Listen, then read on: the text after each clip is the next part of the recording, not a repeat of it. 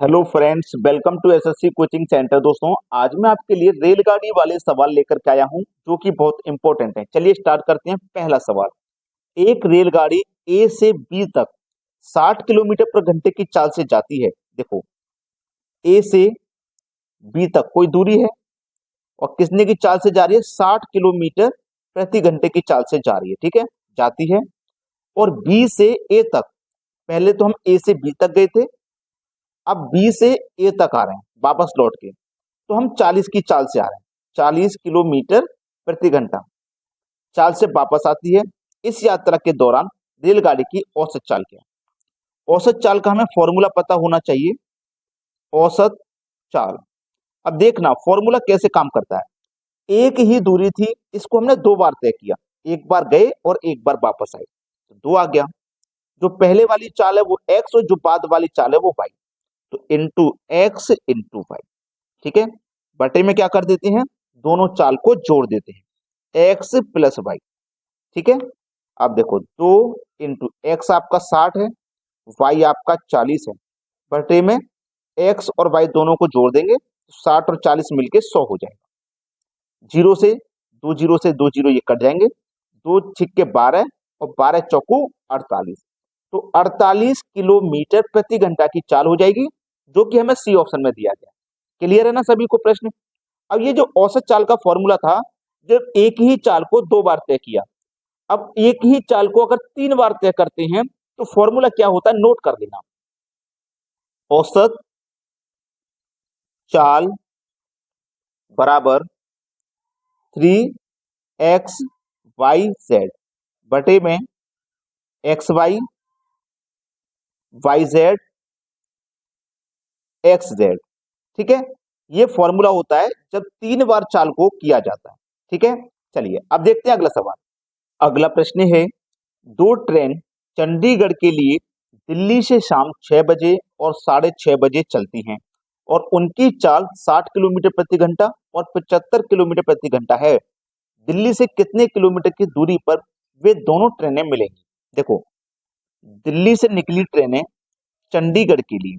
ठीक है, पहली ट्रेन निकली थी सुबह 6 बजे, इसकी चाल थी 60 किलोमीटर प्रति घंटा।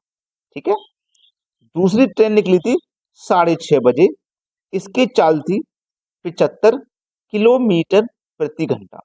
अब बोला है कि इनकी चाल दी गई है, बोला है दिल्ली से कितने किलोमीटर की दूरी पर वे दोनों ट्रेनें मिलेंगी। देखो, अब ये ट्रेन 6 बजे चल दी। ठीक है, ये ट्रेन 6 बजे चल दी है। जब ये 6 बजे चलेगी, 6 बजे अब ट्रेन चलेगी, 6 बजे चलेगी तो 1 घंटे में 60 चलेगी, दूसरे घंटे में भी 60 चलेगी, यानी कि 2 घंटे में कितना आगे चली जाएगी ये? 120। और ये ट्रेन जो 6:30 बजे चली है, ये ट्रेन जो 6:30 बजे चली है, ये भी 2 घंटे में अगर हम इसको चलाएंगे, ये भी 6:30 बजे जो चली है, इसको भी अगर हम 2 घंटे चलाते हैं तो पहले घंटे में 75 और दूसरे घंटे में 75, तो ये नीचे वाली ट्रेन कितनी चल गई? ये इनकी 150, है ना? तो ये 150 चल गई है और ये कितनी चली है? 120 चली है, तो क्या पकड़ लेगी? क्या ये पकड़ पाएगी? समझो प्रश्न को। देखो, ये 6 बजे चली थी, ये इससे आधा घंटा पहले चली है, तो ये आधा घंटे में, 1 घंटा में 60 जा रही है, तो ये आधा घंटा में कितनी आगे निकल चुकी है? 30 किलोमीटर।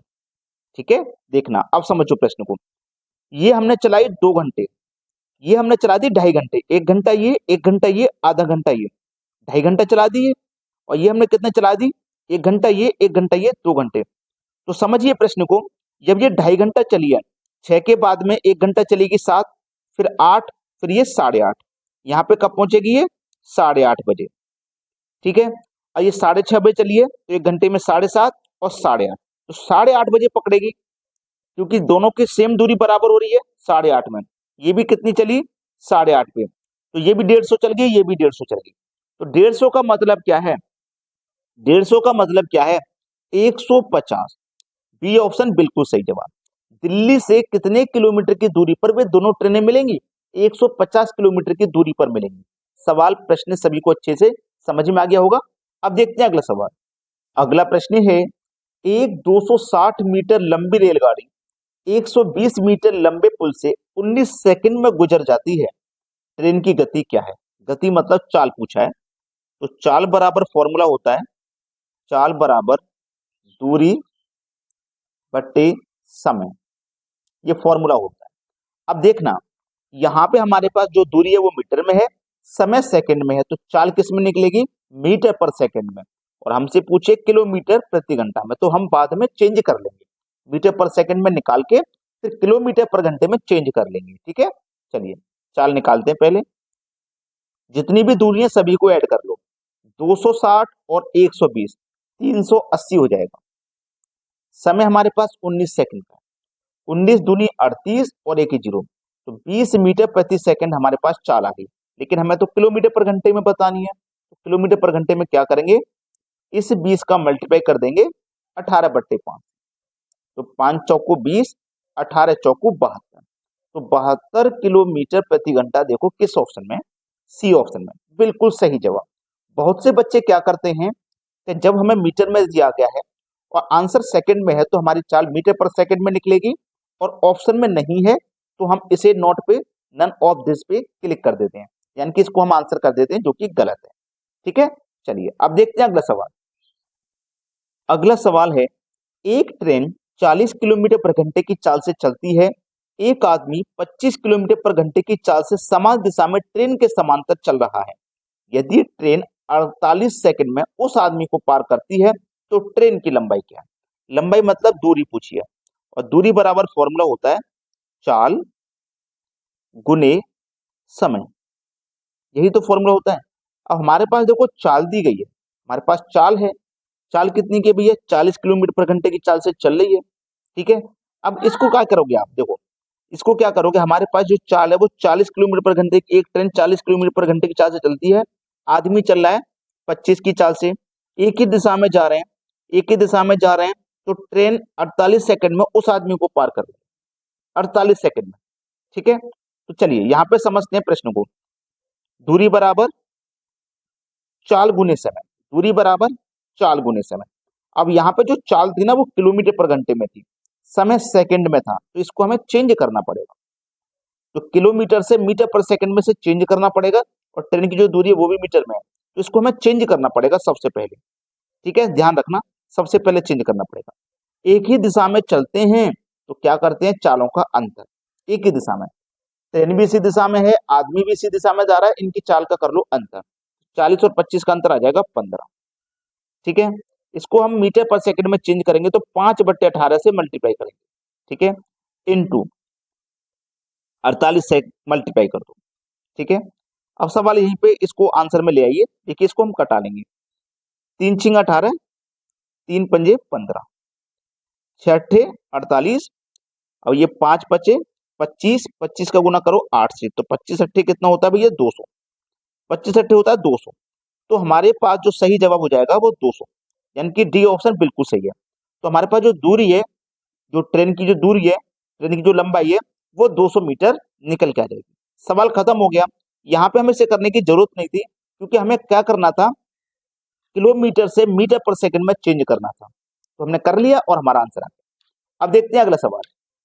अगला प्रश्न है, दो ट्रेन जिसकी लंबाई 132 मीटर व 108 मीटर है, एक दूसरे की विपरीत दिशा में 32 किलोमीटर पर घंटा व 40 किलोमीटर पर घंटा की चाल से चल रही हैं।